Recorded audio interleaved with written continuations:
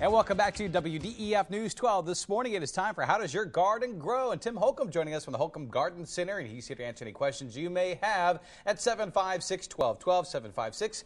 756-1212 is the phone number, as we are basically right smack in the middle of the growing season, and certainly has felt like it. And real quickly before we get to Richard and James here, got the hanging baskets out here, and I'm just thinking, is it now kind of a good time to put out some of these hanging baskets? Or certainly you can put them out and enjoy them, but be prepared if there is a cold snap or a frost or freeze, you need to bring them back in. And what do we have here?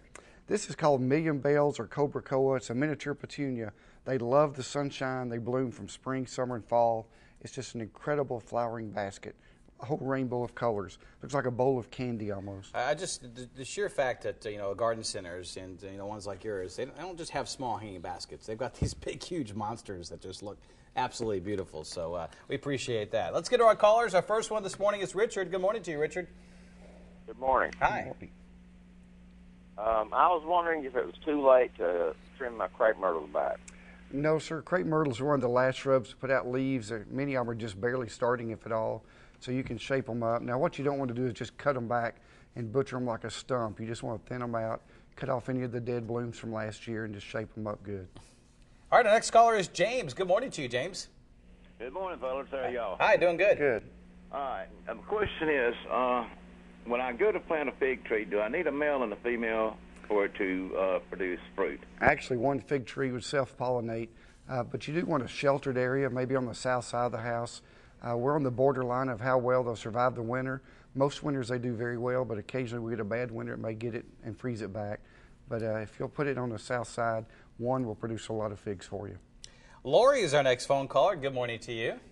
Morning. I've got a lilac bush that's in full bloom right now, but it's sort of spindly. Yes, I'd like to know when's the best time to prune it back and shape it. Okay, as soon as it finishes blooming, trim it back, shape it up, and give it some good food like the fertile tree and shrub food. That will flush it out and make it nice and full for next year. Shelley joining us now. Good morning to you, Shelley. Yes, I was wondering what I could do about the onions in my yard. Okay, onions are actually pretty easy to kill. The problem is when you spray them, most of the spray runs right off. It's like a wax car. It beads up. You need to be sure you put a spreader sticker or surfactant with it. Mix that with your weed-free zone spray, and it will curl the onions up and kill them out quite easily. John joining us now as we continue to answer your gardening questions. Good morning to you, John. Yeah, I just want to know, did they get tomato plants in yet? Absolutely. Yes, sir, we have them. Now, you need to use caution putting them out this early, but many people will put them out and put a wall of water or protection around them, or they'll start them in the house because they want to beat the neighbor and have the first ripe tomato on their block. William is joining us now. Good morning to you, William.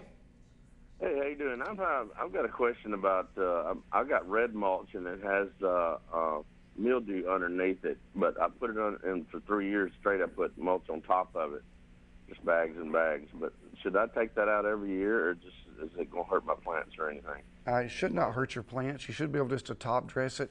The mulch will decompose and rot over time. The only caution I would have, if you have plastic down, you don't want just a sheet of plastic. You do want like landscape fabric. But if you have landscape fabric or nothing, you'll be okay. We continue on with Michelle. Good morning to you, Michelle. Good morning. Good morning. Good morning. Hi. I have a question. I've noticed that he's been advertising it's time to do step 2. Yes, ma'am. And I want to know what was step 1. I missed it. Okay, step 1 is actually the weed and grass preventer. It'll prevent crabgrass before it comes up.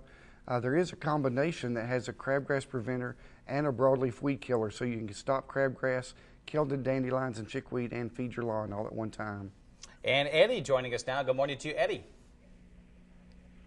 How you doing? Hi, Eddie. Good. I was wondering about my yard. It's not growing in the front, and I was trying to see what I need to do because I had like a lot of traffic coming in and out right there. Okay, the first thing you need to do is feed it this spring. If you haven't fed it yet, go ahead and put out a lawn food with a crabgrass preventer. You need to get that out as soon as possible. It's supposed to be rain coming in, and that will get your grass up and growing and get as thick and green as possible this spring. All right, going for a record number of callers here. Kurt's our next one. Good morning to you, Kurt. Good morning. Hi. I've got a question. I've got some flower beds that have a lot of clay in them. Yes, sir. Is there something made or on the market that'll kind of break that clay up? Well, a couple of things you need. One is gypsum. Pelletized gypsum will break the clay up chemically. It is an organic product, but it does a good job.